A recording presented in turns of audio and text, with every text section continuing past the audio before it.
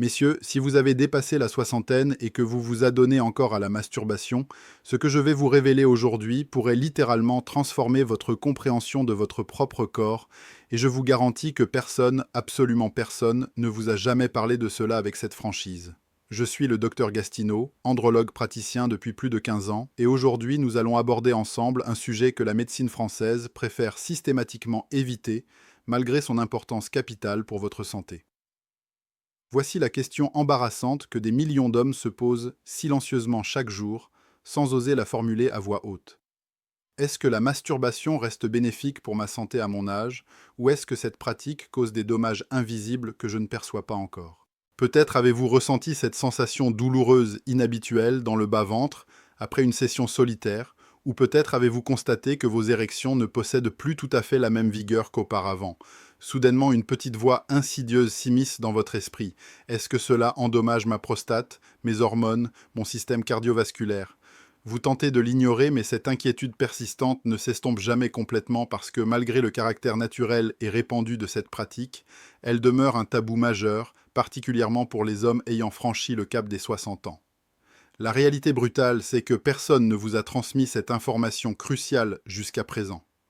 Soyons parfaitement honnêtes ensemble, la grande majorité d'entre nous n'avons pas bénéficié d'une éducation sexuelle fiable et complète durant notre jeunesse. Et lorsqu'il s'agissait du plaisir solitaire, le message était d'une simplicité implacable. C'est strictement interdit, culpabilité d'origine religieuse, honte transmise par la culture, des connaissances véhiculées uniquement par des murmures et des mises en garde effrayantes. Et maintenant, plusieurs décennies plus tard, nous nous retrouvons dans une situation particulièrement inconfortable. Un corps qui vieillit naturellement, des hormones qui fluctuent constamment et absolument aucune indication claire pour nous orienter correctement. Certains affirment que cette pratique protège efficacement votre prostate, tandis que d'autres prétendent qu'elle vous épuise complètement de votre énergie vitale. Certains jurent fermement que cela maintient votre libido active et vivante, alors que d'autres soutiennent catégoriquement que cela vous désensibilise progressivement à l'intimité authentique. Alors quelle est véritablement la vérité objective dans tout cela? D'ailleurs, avant de continuer, dites-moi en commentaire de quelle ville de France ou du monde vous nous regardez aujourd'hui.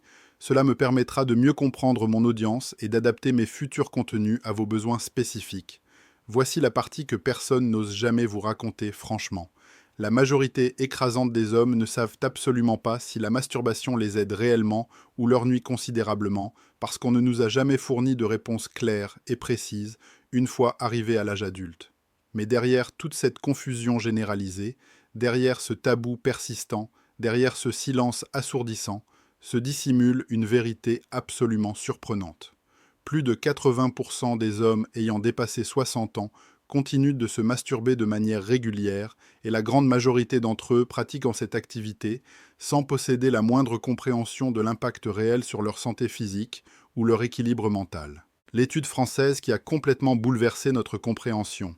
En 2016, des chercheurs de l'Institut national de la santé et de la recherche médicale ont publié une étude majeure qui a provoqué des ondes de choc considérables à travers toute la communauté médicale française et internationale. Ils ont suivi méticuleusement plus de 30 000 hommes européens pendant près de 20 années consécutives. Leur question de recherche fondamentale était la suivante: est-ce que la fréquence d'éjaculation pourrait prédire avec précision la santé prostatique d'un homme sur le long terme? La réponse fut affirmative et les résultats dépassèrent toutes les attentes initiales. Selon les données scientifiques rigoureusement collectées, les hommes qui éjaculaient au minimum 21 fois par mois présentaient un risque réduit de 33% de développer un cancer de la prostate comparativement à ceux qui n'éjaculaient que 4 à 7 fois mensuellement. Laissez cette information pénétrer profondément dans votre conscience, messieurs. Le cancer le plus fréquemment diagnostiqué chez les hommes âgés, potentiellement réduit de manière significative, non pas grâce à des médicaments coûteux, non pas par le biais d'une intervention chirurgicale invasive, mais simplement par une éjaculation régulière et naturelle. Si ces révélations bouleversantes résonnent déjà en vous, alors je vous supplie littéralement de vous abonner immédiatement à cette chaîne et d'activer la cloche de notification dès maintenant, parce que c'est véritablement grâce à votre soutien actif que nous pouvons continuer à briser ces tabous essentiels et à vous fournir des informations capitales que personne d'autre n'ose partager publiquement. Et n'oubliez surtout pas de consulter le lien dans la description pour participer à notre jeu concours exclusif réservé aux abonnés de la chaîne, la cascade hormonale que personne ne vous explique jamais clairement. Mais ce n'est absolument pas tout ce qu'il faut comprendre. L'orgasme, qu'il soit atteint avec un partenaire ou en solitaire, déclenche instantanément une cascade extraordinaire de bienfaits hormonaux mesurables. La dopamine monte en flèche rapidement, ce neurotransmetteur essentiel du plaisir et de la motivation intrinsèque. L'ocytocine inonde massivement le cerveau, cette hormone fondamentale de la connexion émotionnelle et du bien-être général. Le cortisol diminue significativement. Pourquoi est-ce absolument crucial pour votre santé globale ? Parce qu'un taux de cortisol chroniquement élevé n'est pas simplement corrélé au stress psychologique, il est directement et scientifiquement lié à l'hypertension artérielle dangereuse, à la prise de poids abdominale problématique, à la fatigue chronique débilitante et à la baisse progressive de testostérone. Donc lorsque vous vous masturbez consciemment et atteignez l'orgasme complet, vous ne faites pas uniquement soulager une tension physique temporaire. Vous rééquilibrez littéralement et biologiquement l'intégralité de votre système neuro-endocrinien complexe. Les bienfaits cachés que votre médecin généraliste ne mentionne pratiquement jamais lors de vos consultations. Premier bienfait scientifiquement démontré, le renforcement musculaire du plancher pelvien. Pendant l'orgasme physiologique, les muscles du plancher pelvien, ces structures anatomiques cachées sous votre vessie et autour de votre base pénienne, se contractent de manière rythmique et involontaire. Chaque contraction représente essentiellement un mini-entraînement musculaire ciblé. Au fil du temps cumulé, ces contractions répétées renforcent considérablement votre plancher pelvien. C'est absolument crucial pour votre santé masculine parce que des muscles pelviens affaiblis peuvent progressivement entraîner une dysfonction érectile handicapante, des fuites urinaires embarrassantes, des difficultés significatives à atteindre l'orgasme et une perte progressive du contrôle éjaculatoire. C'est littéralement la version masculine naturelle des exercices de Kegel, mais agréable et spontanée. Deuxième bienfait remarquable, l'amélioration substantielle du sommeil profond réparateur. Vous avez probablement déjà expérimenté cette lourdeur caractéristique dans vos paupières immédiatement après l'orgasme. Ce calme chaud et légèrement brumeux qui s'installe progressivement dans l'ensemble de votre corps. Ce n'est absolument pas simplement de la relaxation superficielle, c'est véritablement la neurochimie sophistiquée au travail. La prolactine est libérée en quantité massive immédiatement après l'orgasme. Elle transmet directement à votre organisme le signal qu'il est maintenant temps de se reposer profondément. Combiné avec la réduction significative du cortisol et l'augmentation notable de l'ocytocine, vous créez littéralement la tempête parfaite pour un sommeil profond et véritablement réparateur. Des chercheurs spécialisés du sommeil suggèrent même explicitement que l'orgasme peut améliorer considérablement la latence du sommeil, c'est-à-dire la vitesse à laquelle vous parvenez à vous endormir naturellement et surtout la qualité objective du sommeil chez les adultes vieillissants. Troisième bienfait scientifiquement validé, le renforcement mesurable du système immunitaire. Des études cliniques françaises confirment formellement que l'orgasme régulier peut améliorer significativement la réponse immunitaire globale en augmentant les niveaux d'immunoglobulines A protectrice. Des résultats publiés dans des revues médicales européennes montrent que l'éjaculation régulière peut réduire les marqueurs inflammatoires détectables dans la prostate masculine. Mais attention, messieurs, les risques réels que personne ne vous explique jamais honnêtement. Voici la vérité véritablement embarrassante que vous devez absolument entendre. La majorité écrasante des hommes ne pratiquent pas correctement la masturbation après 60 ans. Non pas parce qu'ils sont particulièrement imprudents ou négligents, mais simplement parce qu'on ne leur a jamais montré concrètement comment adapter intelligemment cet acte naturel à un corps qui vieillit inévitablement. Ce qui fonctionnait parfaitement à 25 ans ne fonctionne pas nécessairement de manière optimale à 65 ans. Premier risque anatomique majeur, la compression progressive du nerf pudendal. Imaginez précisément cette situation courante. Vous êtes confortablement assis sur une chaise rigide, jambes largement écartées, corps penché significativement en avant, peut-être même que l'ordinateur portable est ouvert devant vous. Vous maintenez cette position pendant 10, 15 voire 30 minutes consécutives. Cela semble parfaitement normal et habituel, n'est-ce pas ? Avec le temps répété, cet angle d'assise spécifique peut comprimer dangereusement le nerf pudendal qui court directement vers vos organes génitaux et votre plancher pelvien. Le nerf pudendal contrôle intégralement la sensation tactile et le flux sanguin, ainsi que la fonction musculaire dans toute cette zone anatomique. Comprimez-le trop fréquemment et trop longtemps et vous pourriez progressivement expérimenter un engourdissement persistant, des picotements désagréables, une dysfonction érectile frustrante et des douleurs pelviennes chroniques invalidantes. Tout cela uniquement à cause d'une simple mauvaise posture répétée pendant la stimulation solitaire. Deuxième risque insidieux, les microtraumatismes tissulaires cumulatifs. Les hommes pensent fréquemment que si quelque chose procure du plaisir immédiat, cela doit automatiquement être bénéfique pour leur santé. Mais au fil des années accumulées, utiliser exactement la même prise manuelle, la même pression appliquée et le même mouvement répétitif, particulièrement sans lubrification adéquate, peut progressivement causer des lésions de stress répétitif. Irritation cutanée chronique, microdéchirures tissulaires invisibles, inflammation locale persistante et désensibilisation progressive des terminaisons nerveuses délicates. Vous ne le remarquez probablement pas initialement au début, mais avec le temps substantiel, ces dommages s'accumulent dangereusement. Soudainement, votre sensibilité tactile diminue notablement. L'orgasme nécessite beaucoup plus de temps pour survenir, ou vous ne ressentez pratiquement rien pendant l'intimité partagée avec un partenaire réel. Ce n'est absolument pas le vieillissement naturel inévitable, c'est l'usure mécanique évitable. Troisième risque neurologique, le biais d'attente induit par la stimulation visuelle excessive. Mettons complètement de côté les considérations morales pour l'instant. Nous parlons strictement de neuroplasticité cérébrale mesurable. Votre cerveau s'adapte biologiquement et structurellement à ce à quoi il est exposé répétitivement. Si la majorité de votre excitation sexuelle provient exclusivement de contenus visuels avec des montages rapides et une stimulation extrêmement élevée, cela peut littéralement recabler vos déclencheurs sexuels neurologiques.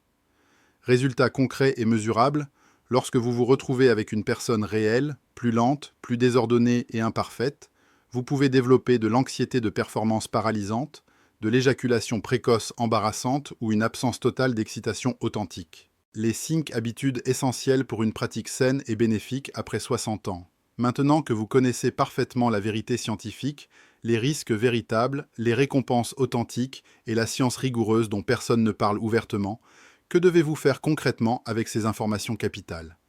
Voici les 5 habitudes fondamentales que tout homme ayant dépassé 60 ans devrait absolument adopter immédiatement pour transformer la masturbation en véritable source de vitalité durable et non en responsabilité cachée pour votre santé globale. Première habitude protectrice, modifiez radicalement votre position corporelle pour protéger le nerf pudendal. Cela peut sembler extrêmement simple, mais c'est véritablement révolutionnaire pour votre santé. Débarrassez-vous définitivement de la chaise dure et inconfortable. Évitez systématiquement de vous pencher excessivement en avant. Ne restez jamais prolongé dans une posture assise rigide pendant une durée excessive. À la place, privilégiez de vous allonger confortablement dans votre lit ou dans un fauteuil inclinable avec un soutien lombaire complet et adapté. Utilisez stratégiquement des oreillers positionnés sous vos genoux pour soulager efficacement la tension dans votre plancher pelvien sollicité. Alternez intelligemment entre les positions debout, allongé et incliné.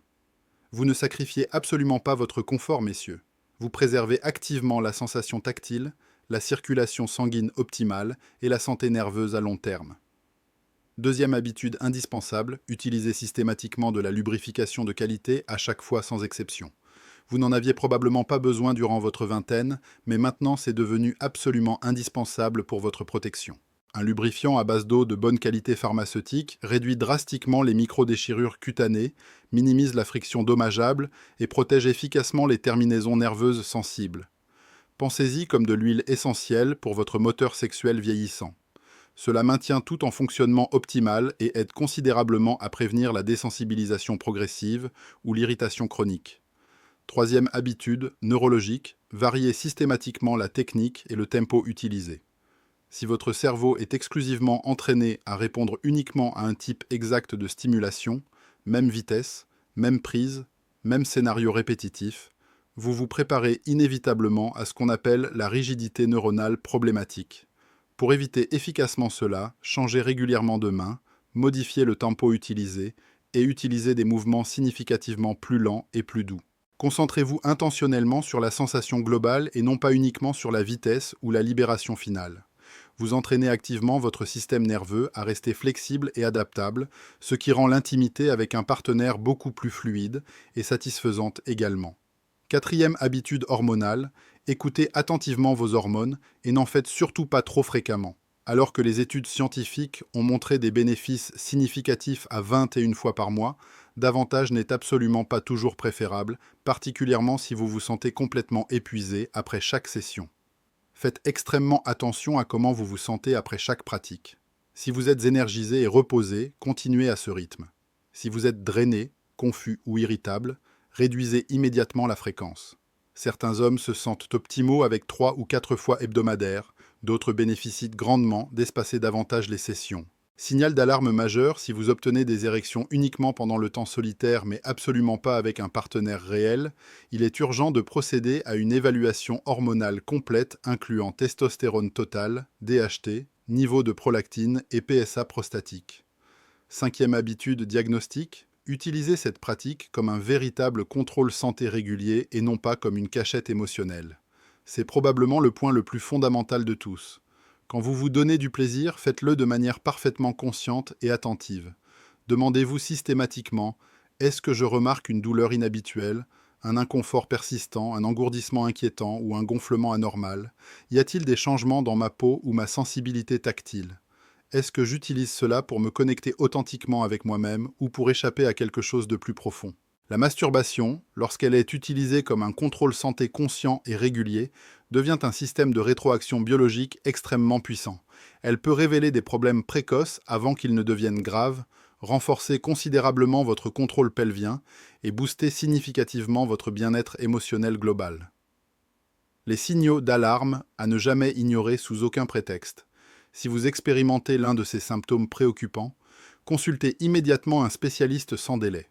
Douleurs persistantes pendant ou après la pratique, changement dans la couleur ou la texture de la peau génitale, nouvelle courbure progressive du pénis, incapacité soudaine à maintenir une érection sans stimulation visuelle externe ou gonflement testiculaire inhabituel. Ces signaux pourraient potentiellement indiquer une maladie de la Peyronie, un cancer testiculaire naissant, une fibrose tissulaire ou un problème vasculaire sérieux. La vérité finale et la plus importante, c'est un miroir direct de votre santé générale globale. La masturbation n'est pas uniquement physique, messieurs, elle est fondamentalement diagnostique de votre état général. Elle révèle précisément l'état de votre système vasculaire et hormonal.